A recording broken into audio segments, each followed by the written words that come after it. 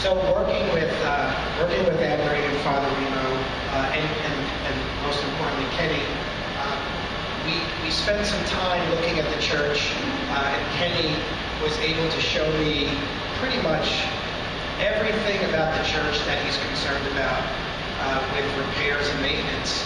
And along with Anne-Marie, I went and researched the history of the church, and I actually had a very enjoyable time over the past month trying to figure out what is the history of St. Anne, and how do we wrap our heads around the next step, the next rehabilitation step. And through the Historic Society of Hoboken, we found this amazing photograph of the first St. Anne Church, which sat where the current church sits. And what's really beautiful is that this is a church in 1906, and it's a wood structure. And I had this photograph in my studio one day as I was preparing this presentation, and one of my clients, his name is Frank Pasquale, is from Hoboken. He looked at the photograph and he said, "My grandfather is probably sitting in that photograph right there." So it's really interesting that when you think of churches, you think of these long, long histories, but it's really a very short history, right? And it's people's grandparents and great-grandparents that are the ones who really started this church. So this was the original structure in 1906, and because of the success and the growth of the parish, within 20 years,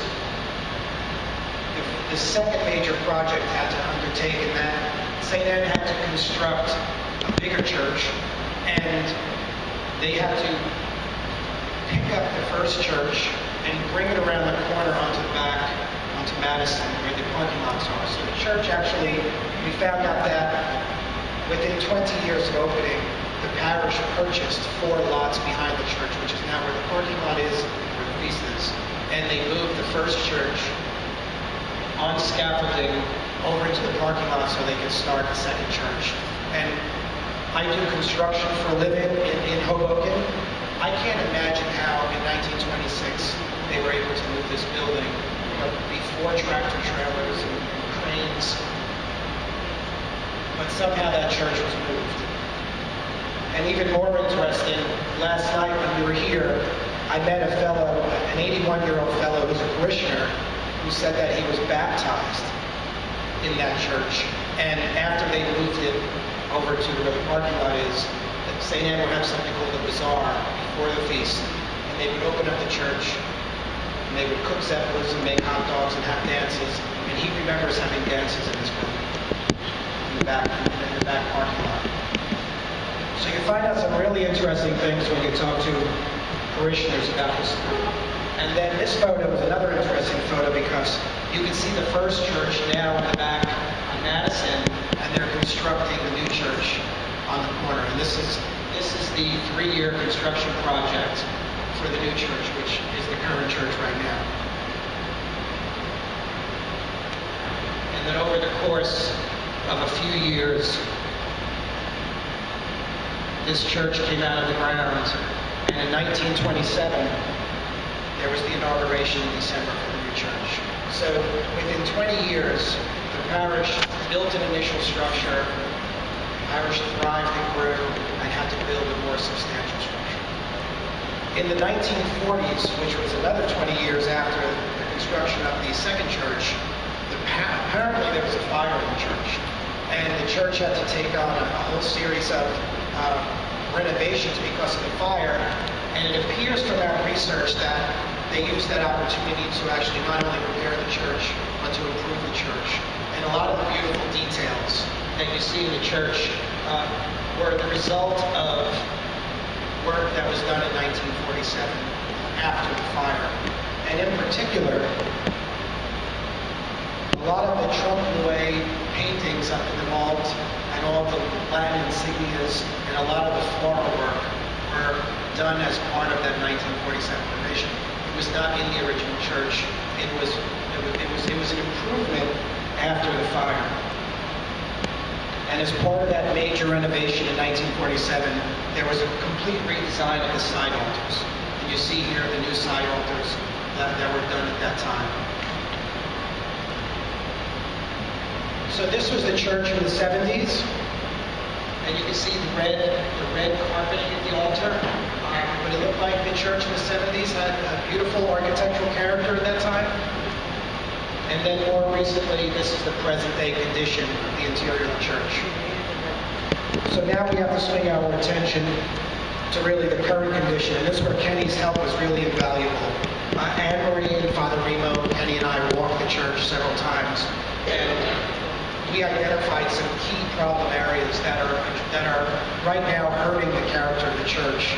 And I think the majority of the problem, which is a pretty typical problem and nothing to be overly concerned about, is that essentially water is getting into the church in multiple places. And it's where you would expect 100-year-old buildings to get water.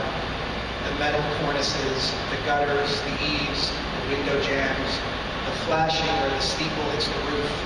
So there's a series of places where the church needs maintenance to preserve the character of the church, and it's sort of our responsibility to really address those issues. So you can see here the metal cappings during frost.